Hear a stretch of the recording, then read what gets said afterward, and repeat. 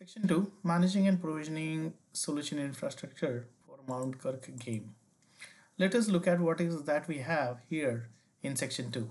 The first one is configuring network topologies, and here we are, say the first point is extending on-premises network, right? If at all you have public cloud environment and you want to attach or connect that public cloud environment or your own premises with Google Cloud Platform, what option do you have?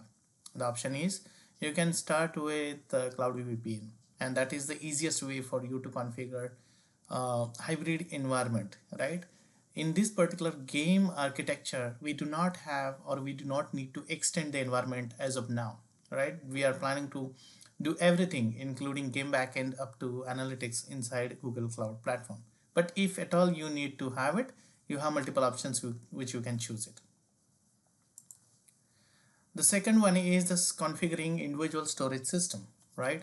There are multiple storage system which we have it, and if I have to tell you, right, we are using Firestore as a game state and the subscriber profile, and then we are using big data, BigQuery, a data warehouse solution, right? But besides that, we are going to use Dataflow and PubSub. What is that we need to take here when you are configuring, say, Firestore? The first one is the for Firestore is the document DB, and you can create the schema on the fly, or you can change the schema on the fly, and you can use it, right? So you need to make sure that you understand what are the benefits of Firestore, what are how you can create the key for Firestore, right? That's the key ID or the row ID for Firestore databases. So that is the storage allocation. You can always store data in cloud storage, and I would say we are going to store the images into cloud storage, and that is in multi-regional cloud storage bucket. We are going to implement IAM policies. We are going to implement service accounts so that whenever these compute engines are accessing the data from the cloud storage, they are protected enough. And then we are going to configure uh, the network configuration for data transfer and latency. That is not in consideration right now. We are going to use data transfer for parameter as a network bandwidth for your compute engine, and we already saw that for one vCPU you will get 2 Gbps network bandwidth, and depends on the requirement you need to increase vCPUs, not necessarily for data processing but data transfer. Data retention and lifecycle management. If we consider BigQuery, you can define the time to live for your tables inside the BigQuery.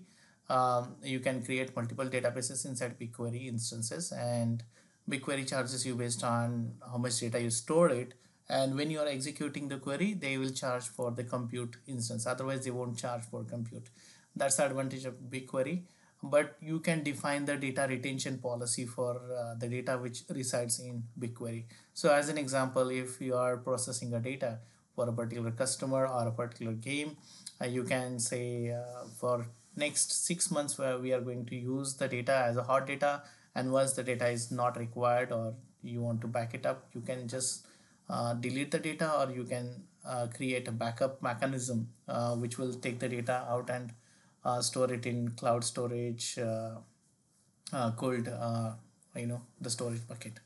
So there are multiple things which you can implement it here as a data retention and data lifecycle policies. Data growth management. Firestore is fully managed service and it scales automatically. You do not need to implement anything there. For BigQuery, it's the same thing. It scales automatically and you do not need to do anything there. That's it as a database configuration or storage configuration. The third point is the compute system, right? And we saw some configuration there. We are going to use compute engine in multi-regional, multi-zonal node. We are going to use custom images using the image service of Google's cloud platform. And what we are going to do is we are going to create small instances in all the region where we are launching the game first, and then we are going to configure auto scaling policies. So based on the requirement, based on the load on the machine, you are you Google Cloud Platform will launch the instances in the backend. You can configure different parameter auto scaling parameters. So CPU utilization is one of the parameter which you can use it to increase the number of machines for game backend. Compute volatility configuration preemtable versus standard machine. For this configuration, we do not need preemtable virtual machine because otherwise customer may be impacted, right? Because of this one. So we are going to use standard machines, not the preemtable virtual machines. Network configuration for compute nodes, and we saw that per VCP you will get the 2 Gbps bandwidth, but at the same time we need to create the VPC for whole infrastructure so that they are accessible, they are protected from any other external attacks, right? So data is protected. That is one aspect. Second aspect is you need to have multiple environments, so you can create subnetworks for dev stage and the production as a different subnetwork in a particular region. If at all we are spanning the compute engine into multiple regions, we definitely need to have subnetworks for all those regions. And then infrastructure provisioning technology configuration like Chef of it. This is like CI/CD. We are not really bothered right now. Container orchestration with Kubernetes. We are not using containers right now in this example here. So this is our architecture. As an end architecture, you have Cloud DNS, which is like game endpoint for your devices to get connected, and then the request will be routed via global load balancer, whether it is HTTP or TCP load balancer or SSL proxy load balancer. We are going to use CDN to cache the static content, and then the game backend is your compute engine instances, and then we are going to use Cloud PubSub for data streaming requirement or data processing requirement as a message driven, and then a data flow, that is a ETL engine for us. We have not discussed much on data flow or data proc as such, but one one feature you can, or one suggestion or best practices which you can get is it's Apache Beam implementation, and Google suggests you to take or consider data flow as a ETL engine instead of data proc if it is a new or greenfield implementation. So we are going to consider data flow as a greenfield implementation here because we are changing everything. And then we are going to use BigQuery as a data warehouse solution for us. It's a batch service. All of these services are automatically scalable services. You don't have to do anything. It is just that the compute engine, you need to go ahead and configure instance group to scale those compute engine instances. Load balancer, CDN, and DNS is again it gets scaled automatically and managed by Google. You don't have to do anything there.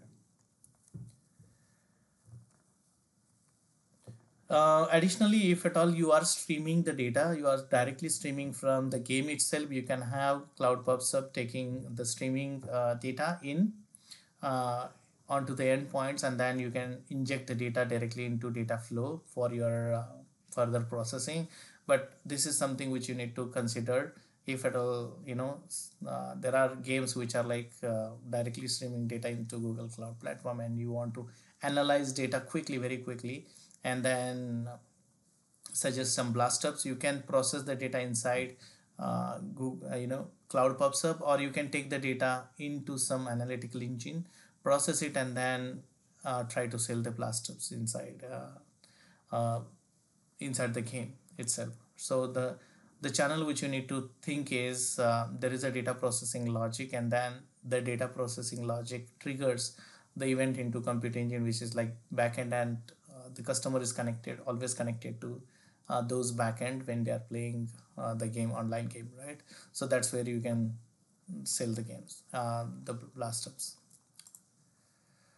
That's it. As a the configuration, whatever we have chosen, the configuration for that, you need to make sure that once you choose the individual cloud resources, you are configuring it appropriately. I'm not saying exactly this is what it should be in the cloud environment, and cloud is very flexible. You can change on the fly so many parameters, so many configurations that you do not need to do it in advance, but at least you need to have some foundation to start with based on your current understanding about the application.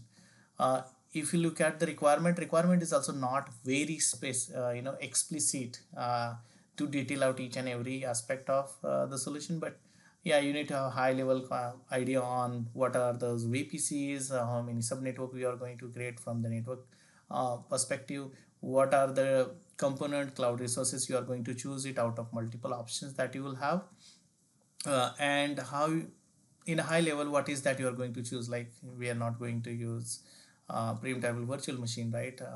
We are going to use a specific key in Firestore, like users session ID or something like that, or user ID, and we are going to store individual whenever user plays that record in the column format. So there are multiple ways you can enhance the current architecture.